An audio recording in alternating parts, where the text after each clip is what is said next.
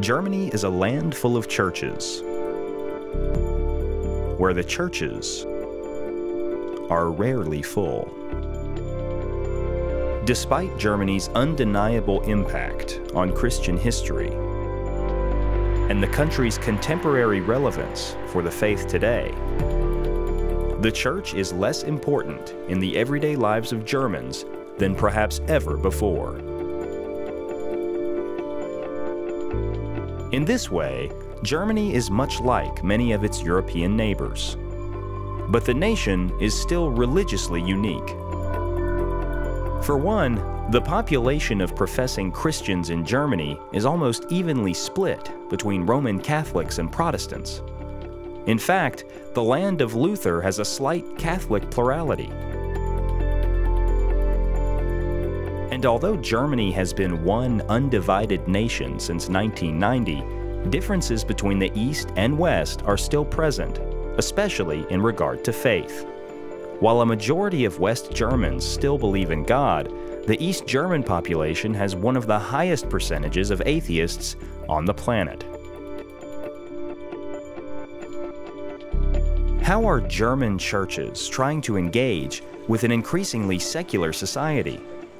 And perhaps a better question, is anyone listening?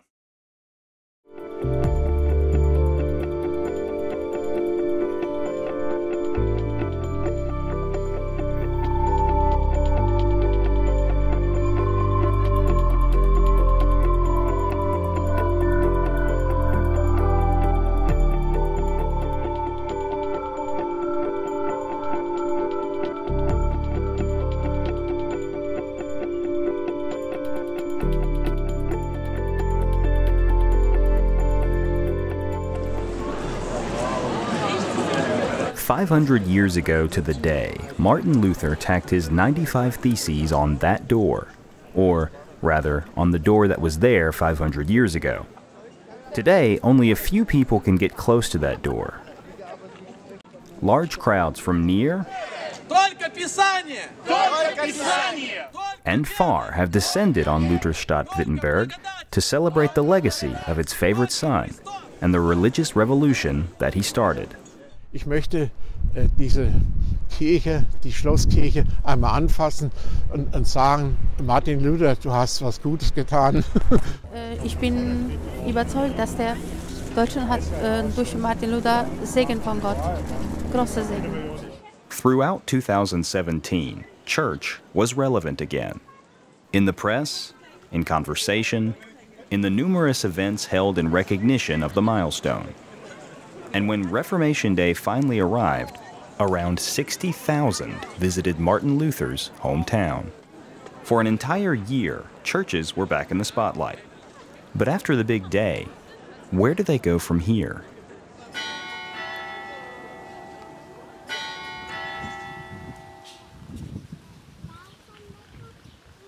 Jonas Schaefer has always loved the outdoors. These days, he's a research assistant at the University Hospital in Freiburg, so there's not always a lot of time left for his slackline or meeting up with friends. As a teenager, however, there was time for both. He was often outdoors as a Pfadfinder, a popular Roman Catholic youth program, much like the Boy Scouts. He loved his time as a Pfadfinder and learned a lot.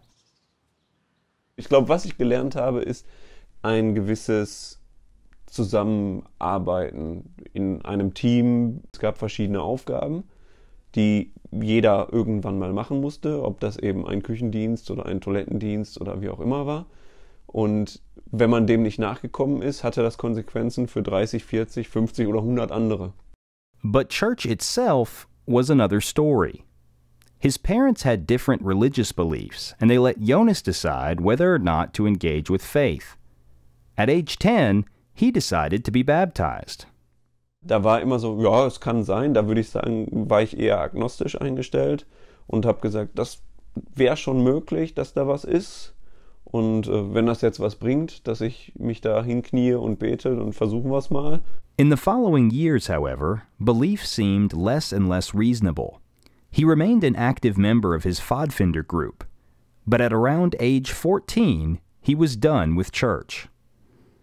Das war aber auch ungefähr schon der Moment oder der Teil, wo ich mir persönlich immer sicherer wurde, dass es für mich äußerst unwahrscheinlich ist, dass es irgendwie einen Gott gibt.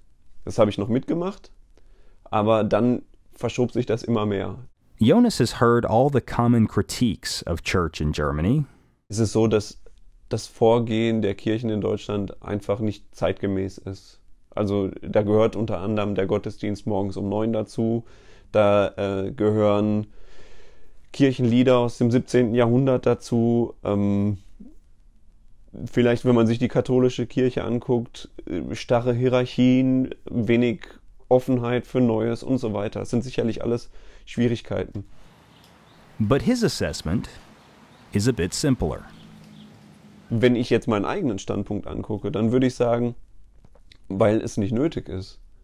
Weil die Welt mittlerweile so viele Facetten hat und für jeden die Möglichkeiten da sind, sich Informationen zu besorgen, ohne, ich möchte mal sagen, blind irgendeinem Kirchenführer hinterherzulaufen, weil der eben da die Weisheit inne hat, glaube ich, denken die Leute für sich, sie brauchen das nicht. Jonas is not alone. Over the years, millions of Germans have decided to distance themselves from church. In the year 2000, Catholic church services were visited by about 4.4 million Germans every week. By 2016, it was 2.4 million. And in the past decade, the Catholic and Protestant churches together have lost over 5 million members. The reasons for this noticeable exodus vary from person to person. Some think the churches are too conservative, while some think they've become too liberal. Some have lost their faith, while others are turned off by church scandals. And some just want to save money. In Germany, the Roman Catholic churches and the regional Protestant churches are supported by a system of church taxes. The German government keeps records of every citizen's religious affiliation and then collects money on behalf of the churches from their members. Dr. Klaus Fitchen, a professor of church history at the University of Leipzig, has noticed that people often say they left the church to avoid paying the tax. Wenn man Menschen fragt, warum sie aus der Kirche austreten, ist das plausibelste Argument, weil ich damit Geld spare. Es ist komplizierter zu erklären, ich trete aus der Kirche aus, weil ich die christliche Trinitätslehre nicht mehr verstehe und mir auch nicht vorstellen kann, was dieser Gott im Himmel mit meinem persönlichen Leben zu tun hat. Religion ist etwas Intimes. Über Geld kann man immer sprechen, aber nicht über Religion. Whatever the reason, the statistics are clear. Germans of all backgrounds are losing interest in religion.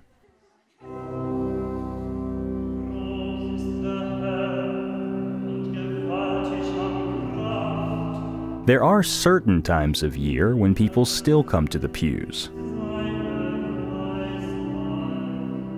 For both Catholic and Protestant services, attendance soars in December.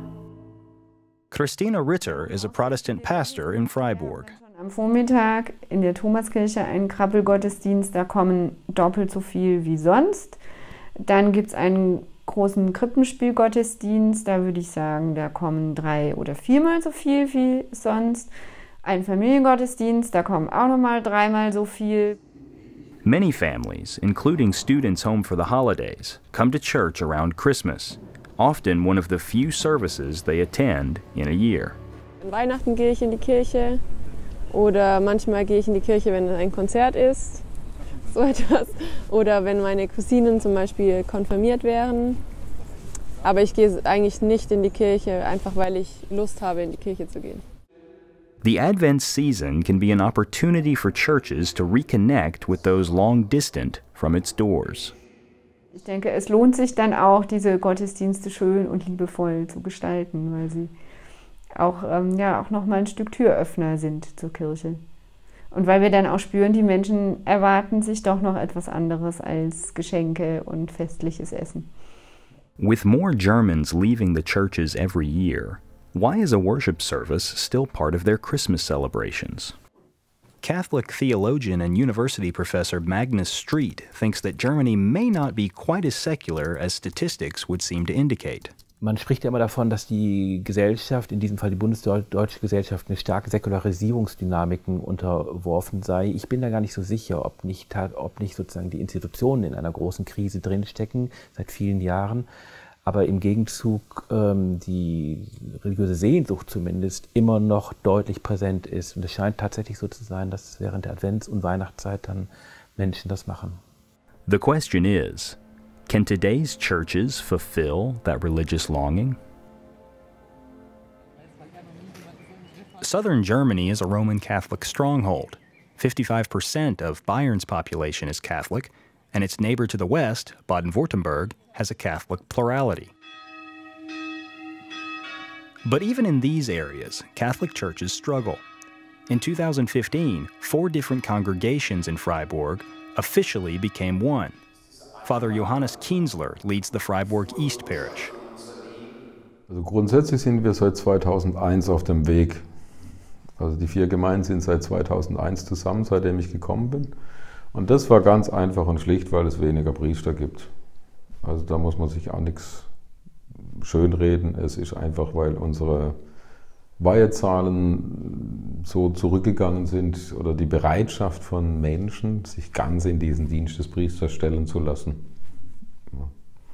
Und da wir da zu wenige sind, dass jede Pfarrei alten Zuschnittes einen Pfarrer bekommt, kamen die 4 Gemeinden zusammen unter der Leitung von einem Pfarrer. Having to combine previously independent congregations is common throughout Germany. Kienzler says the falling attendance certainly is worrisome, but he also sees a positive side. Es ist schön, dass man nicht kommt, weil man muss oder weil es Konvention ist oder weil, was würde der Nachbar sagen? Das war früher so. Sondern jetzt komme ich, weil ich auch ein Bedürfnis habe. Und von daher ist es überzeugender. Und von daher bin ich sicher, wird auch wieder was ausgehen. Ja. Mehr ausgehen, wie wenn man nur so kommt, weil man halt kommt. Even though Kienzler is glad that those attending services these days often come out of conviction rather than convention, he believes that the Roman Catholic Church in Germany will have to find new ways to engage in hopes of remaining relevant to those around it.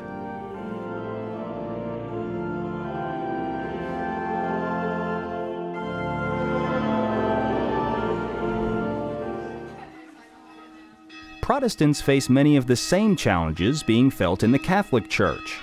And these challenges are often even more stark for rural congregations, especially when it comes to shrinking member rolls. Der Trend ist sehr stark zu spüren, einfach deshalb, weil wir hier auf dem Land vor allem junge Menschen verlieren. Mittlerweile studieren in Deutschland mehr als die Hälfte der jungen Menschen. Wenn sie studieren, gehen sie in die größeren Städte und sie kommen oft nicht mehr zurück. Zu diesen Jüngern damals, die waren ja wirklich nicht perfekt, und er sagt zu uns heute, ihr seid das Licht der Welt. Matthias Kraft is the pastor of a small Protestant congregation in the village of Greifenhausen. The church's records go back to at least the 1500s, and 2 of the walls are covered with medieval paintings. When Kraft began working here 11 years ago, he discovered a personal connection to the church's history. Für mich war es eine große Überraschung, dass einer meiner Vorfahren 10 Generationen zurück hier auch 17 Jahre lang Dienst getan hat und ich wusste nichts davon. Ich habe dann nachgeforscht und habe dann im Kirchenbuch gelesen, Christophorus Kraft, und dann stand bei diesem Christophorus Kraft eine Notiz dabei, dass dieser Mann genau aus dem Dorf gekommen ist, wo ich auch aufgewachsen bin. But while Kraft is interested in his congregation's history, it's his responsibility to care for it in the present. The church officially has about 1,300 members, but only about 70 attend the 9:30 a.m. service on any given Sunday. Such a ratio is not uncommon for German churches.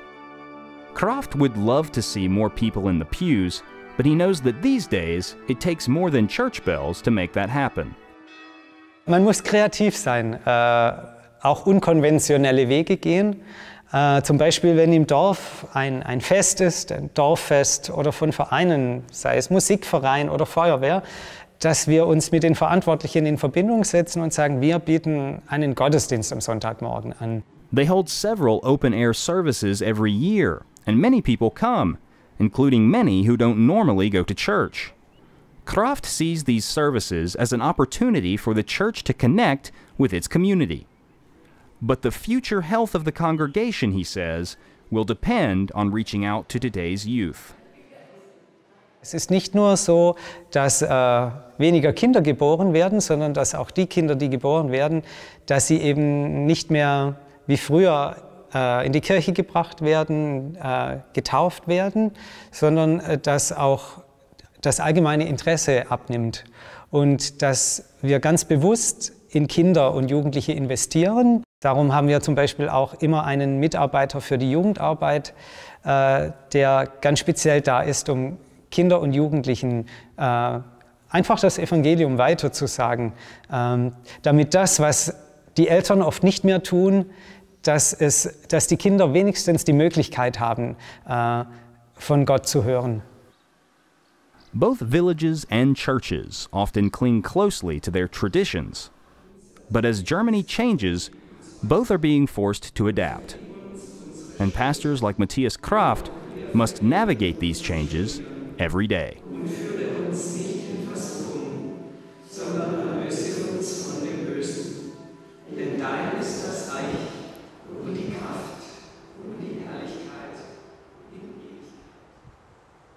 The St. Mary's Church in Marburg is extremely old.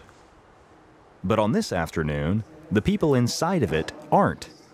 Young members of the Christustreff congregation are preparing for a weekly worship service that takes place here every Thursday. They all have their own tasks to fulfill to make sure everything runs smoothly. Lights, sound, greeting guests, and soon, people start arriving. The service is aimed at college students, features contemporary music and preaching, and creates a stark contrast with the medieval trappings around it. Delivering the sermon is Ulrich Hiltzinger, who is himself a student here in Marburg and active in Christustreff.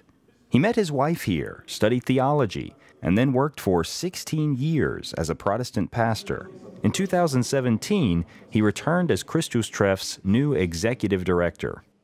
Neugierig machen für den Glauben, Menschen begeistern für den Glauben, sie zu Christus führen. Wir können ja den Glauben nicht produzieren, aber wir können Menschen den Weg dahin einfacher machen und sie interessieren dafür. And this contemporary church service is just one way that Christustreff goes about doing that. They have several other events and services throughout the week. While it's officially connected to the regional Landeskirche, Christustreff operates as a free church and doesn't receive funding from church taxes. It has flexibility that many traditional congregations often don't have. Das Problem oft an Kirchen ist, an den Gemeinden, wenn du etwas ganz Neues anfängst, musst du etwas Altes sterben lassen, weil du hast nicht die Kapazitäten für beides. Wenn du etwas Altes sterben lässt, verlierst du Menschen. Und der Mut fehlt natürlich dann oft, das Alte einfach sein zu lassen. Und wenn wir diese traditionellen Gottesdienste haben, die ich liebe, ich mag das gern, aber dann stehen wir immer in der Gefahr, dass wir neue Leute überhaupt nicht damit erreichen, weil sie das Format so uninteressant finden, dass sie sich allein schon deswegen überhaupt nicht mit dem Inhalt beschäftigen wollen. The format of this service does seem to interest those in attendance. Hiltzinger closes his talk by answering questions submitted by the audience.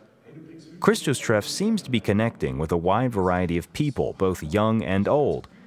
But Hiltzinger says that the church must always be on the lookout for new opportunities to reach out to those beyond its walls. Luther hat ja auch schon gesagt, die Kirche muss immer wieder reformiert werden. Und wir müssen immer wieder gucken, wo steht unsere Kirche, wie können wir mit dem Evangelium an die Menschen herankommen, was müssen wir vielleicht anders machen. Und wir sind auch immer wieder dran, uns zu überlegen, wie wir es anders machen können. Christustreff certainly isn't the only non-traditional church trying to make people curious about faith. In Germany's capital, the Berlin International Community Church is modern, loud, and young. We meet in the largest movie theater in Germany. Full light show, full sound show, and band with drums, guitar, choir, singers.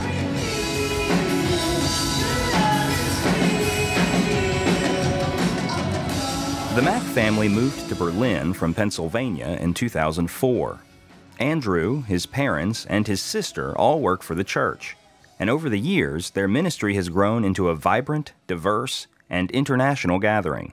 We have 70 different nationalities attending each Sunday. When God moves in your life, it is always an upgrade compared to what was before. God cannot do anything less. And if we look into the Word of God... So the preaching is in English, but we do offer translation. So you can listen to the whole service in German. And we would say that it's a bilingual service, would be how we would describe it. With 3 services every Sunday and hundreds in attendance, Max sees much reason to be optimistic about the future of church in Germany. Just maybe not in its traditional forms. I don't really believe that the church is on decline. So to be praying like, oh God, bring back the church or restore the church isn't really a prayer that I would be praying, because I do believe that the church is on the rise in Germany just based off of the people that I know and what I'm seeing within my local church. I just think that the growth needs to continue and that the younger people are ready for something different, and I don't see that as a bad thing. I see that as a good thing, that they are not satisfied with traditional religion, and that can also open them up to something different. In the former German Democratic Republic, the church is definitely not declining. It declined decades ago. In East Germany overall, 73% of the population doesn't believe in God. In the East German state of Saxony-Anhalt, only 28% of the population belongs to a church. For both the younger and older generations, faith is foreign. In der älteren Generation gibt es nach wie vor viele negative Urteile. Das hängt mit der marxistischen Theorie zusammen, die man auf der Schule gelernt hat. Also Religion ist das Opium des Volkes. So. Das andere ist die jüngere Generation, die von Religion und Kirche gar nichts weiß, das nie kennengelernt hat und das so ein bisschen betrachtet, wie man Außerirdische betrachtet, wenn die auf der Erde landen würden. Also die auch sagen, mit Religion können wir nichts anfangen, wozu soll das gut sein? Ja, ich habe einen guten Arzt und wenn ich krank bin, gehe ich dahin. Wozu braucht man Religion? It wasn't always so. In 1950, over 80% of the population was officially Protestant. But during 40 years of communism, many members fell away. For Günter Buchenau, a retired Lutheran pastor in the East German city of Halle, it isn't hard to understand why. Wer beruflich sich eine Karriere vorstellt, wer lernen möchte, wer weiterkommen möchte, wer eine höhere Bildung anstrebt, der muss sich von der Kirche lossagen, muss zu der Partei und ihren Organisationen gehen, muss mindestens das entsprechende Lippenbekenntnis abliefern dazu, sonst hat er keine Chance. But despite knowing the possible consequences, some people remained in the church. Jürgen Runge was one of them. He became a Christian as a young man and was a leader in a Protestant student congregation at his university. In 1953, his pastor spent several months in jail, and Christian student groups like his endured slanderous accusations in the state press. Kann man in einem System, das den Glauben und die Kirche rigoros ablehnt und für schädlich und für feindlich hält, kann man in so einem System als Christ leben? War eine der häufigen Fragen und viele haben diese Frage damit beantwortet, man kann es nicht und sind gegangen. Wie haben Sie diese Frage beantwortet? Und Ich war mir keineswegs sicher. Despite his doubts, he stayed, along with many others who endured the persecution and discrimination that the state administered. Irmtraut Holitzer and her family also stayed. Today, she's a volunteer at the Stasi Museum in Leipzig, which offers visitors the chance to learn about the GDR's secret police organization in a building that once served as their regional headquarters. Holitzer grew up in a pastor's family, and she stayed active in church as an adult. In 1989, she took to the streets for the now famous Monday demonstrations in Leipzig. Dann gucke ich nach rechts, ich gucke nach links, nach hinten, nach vorne. Denke ich, hä, denken die jetzt alle so wie du oder wie ich? Oh, ist das herrlich, ist das herrlich. Also ich fühlte mich plötzlich nicht mehr immer als Außenseiter, wie man vorher, ja, immer waren wir Störenfriede dieser Gesellschaft. Man war nicht wirklich akzeptiert. Und plötzlich dachte ich, oh ja, das ist alles so. Oh. Und in dieser Menge mitgehen und die waren alle mit dabei und das war wunderbar. Ich hätte die alle umarmen können. Das war also ein wunderbares Gefühl. But despite the prominent role of churches in the GDR's closing chapters, the excitement faded. Es ist erbarmungswürdig, was aus Kirche geworden ist. Es gibt kaum Pfarrer, es gibt kaum kirchliche Mitarbeiter und ja. Hope is not dead inside East Germany's churches. But Günter Buchenau thinks that the church's message needs to be introduced in a new way, a way that could be understandable to a population that has no background in religion. Mein Eindruck ist, dass der Wert dieser Dinge erkennbar ist, wenn wir nur die richtige Sprache dafür finden. Ich habe schon auch, spüre das immer wieder, dass wir als kirchliche Mitarbeiter vielleicht auch durch unseren Umgang unter uns häufig eine Insidersprache sprechen. Oft genug noch durchsetzt mit theologischen Fachausdrücken. Wir gehen mit Theologie um, aber wir vermögen es noch viel zu wenig, die Sprache, die der Lebenswirklichkeit der Menschen um uns herum entspricht, in der zu sprechen und zu leben. Religionsfreiheit ist immer auch, und das dürfen wir nie vergessen, Ausdruck gelebter Vielfalt unserer Gesellschaft. From his office in Berlin, Uwe Heimowski is watching a debate play out on the floor of Germany's legislature.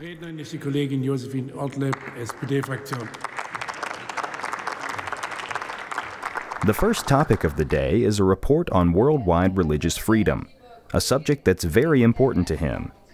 Heimowski is a lobbyist for the Deutsche Evangelische Allianz, or German Protestant Alliance.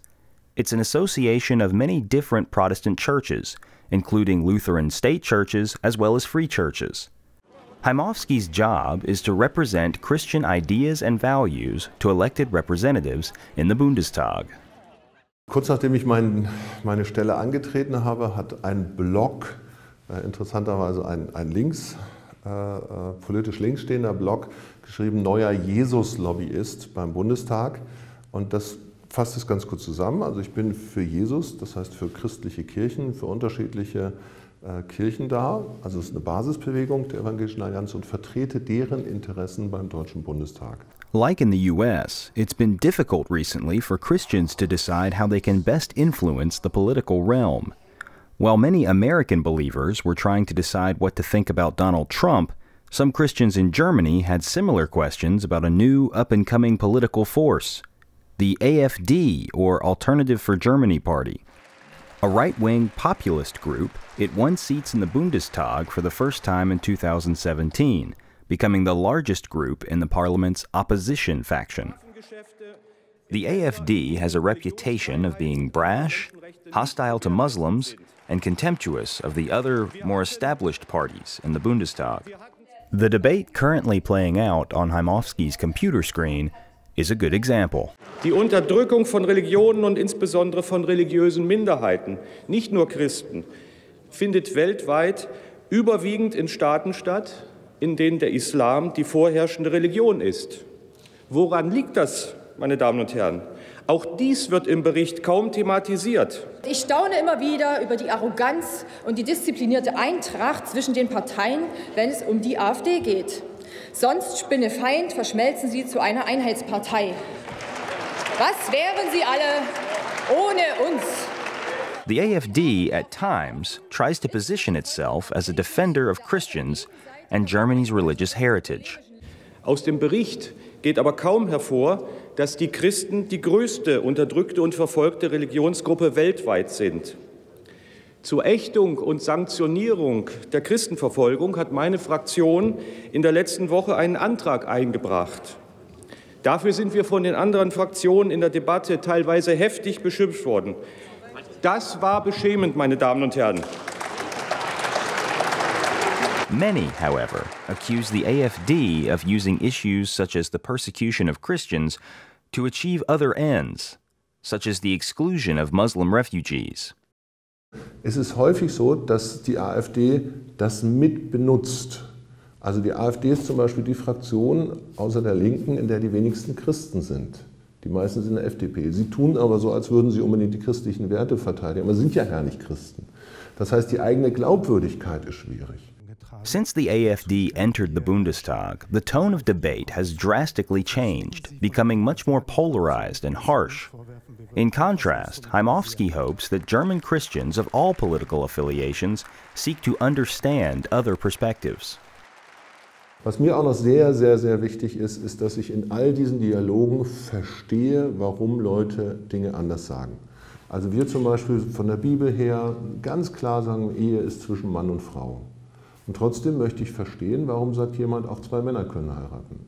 Und da muss ich als Christ auch eine Menge Respekt haben vor dieser Haltung. Auch wenn ich eine andere Meinung vertrete, dann sind die anderen nicht böse oder so, sondern sie haben auch Gründe für ihre Meinung. Und diesen Dialog, den wünsche ich mir sehr, so führe ich auch Gespräche. Ich habe eine Position, für die stehe ich auch. Aber ich möchte den anderen nicht als Feind begreifen, sondern verstehen, was sind seine Gründe und dann meine Werte in die Debatte einbringen. The intersection of faith and politics can often be messy, and people of faith can sometimes feel like they're playing defense against a changing secular world. But Heimowski says that shouldn't be their main goal. Ja, wir verteidigen Werte, ist klar, aber die viel wichtigere Frage ist, welche Kraft hat das Christentum denn für morgen? It's an interesting question, with many different possible answers. Im gesellschaftlichen Wandel müssen wir schauen, ebenso wo stehen wir da, wie positionieren wir uns, wie können wir Glauben im Heute den Menschen nahebringen. Das sind nicht mehr die Methoden der 50er und 60er. Die Menschen sind ja nicht mehr so ortsgebunden wie früher, dass man sagen muss, ja, also diese totale Identifikation mit meinem Wohnviertel, mit meinem Dorf, mit meinem Kirchturm. Ja. Heute ziehst du kunterbunt in der Gegend rum. Wir haben eine frohe Botschaft und da muss man sagen, ja, die müssen wir verkünden und alles andere ergibt sich dann. Wo ich eine große Chance sehe, ist, dass man kirchliche Kindergärten, dass man die viel mehr stützt und dort Geld reinsteckt, damit Kindergärten entstehen können, dass man die Kirchenmusik, Kinderchor, Chorende, dass man das stärkt und dort die Möglichkeiten gibt. Aber da geht es doch schon wieder los. Die Kantoren werden nur noch 50% angestellt oder wie sollen die noch eine Gemeindearbeit machen? Die machen sich kaputt oder müssen dort 30% und da 20% angestellt. Und also da ist irgendwie, es ist ganz schwierig. Liegt es jetzt nur am Geld oder liegt es an schwierigen strukturellen Problemen, die man so schwer lösen kann? Ich kann das nicht beurteilen, ich weiß es nicht. Aber es ist schon ein bisschen traurig. Interessant ist ja auch, dass jetzt im Lutherjahr beispielsweise viel mehr Lutherbibeln verkauft worden sind, als man überhaupt gedacht hat. Die neuen Lutherbibeln wurden zum Reformationsfest 2016 herausgegeben Und sie waren sofort vergriffen und man konnte gar nicht so viele nachdrucken, wie die Leute haben wollten. Also da besteht durchaus noch ein Interesse daran und mehr Interesse, als wir vielleicht vermuten. Jetzt ist nur die Frage, wie schaffen wir es, die Menschen wieder zu begeistern für den Glauben, bevor alles vollkommen verloren ist. Also wir sind jetzt in so einer Situation, wo wir so, ja, es ist noch nicht alles weg, aber wir müssen aufpassen, dass nicht alles oder sehr, sehr viel verschwindet. Wer Menschen wiedergewinnen will oder überhaupt gewinnen will, die nie was mit Religion zu tun hatten, der braucht viel Geduld. Das hat man lernen müssen. Mit Werbekampagnen ist es nicht getan, sondern es zählt wiederum der persönliche Kontakt. Also Kirche muss authentisch sein. Da sind Menschen, die sich versammeln, die bewegt etwas. Religion ist für diese Menschen wichtig. Warum ist das wichtig? Was ist daran so interessant? Man muss Menschen neugierig machen. Und das ist schwierig, ganz schwierig. Also es gibt eben viele Kampagnenversuche, auch in Westdeutschland, die sind allesamt gescheitert.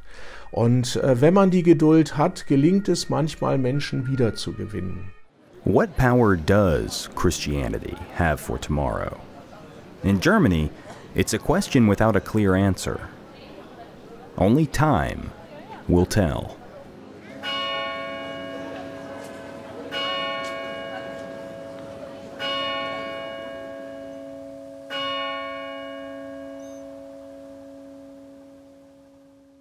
Die Geschichte des Volkes Israel ist eine Geschichte, wo Gott immer wieder neu angefangen hat und seinem Volk vergeben hat. Und die Geschichte der Kirche ist das nicht minder, weil wenn Gott uns also heimzahlen würde, was wir an seiner Botschaft immer wieder auch verderben, gäbe es uns schon längst nicht mehr.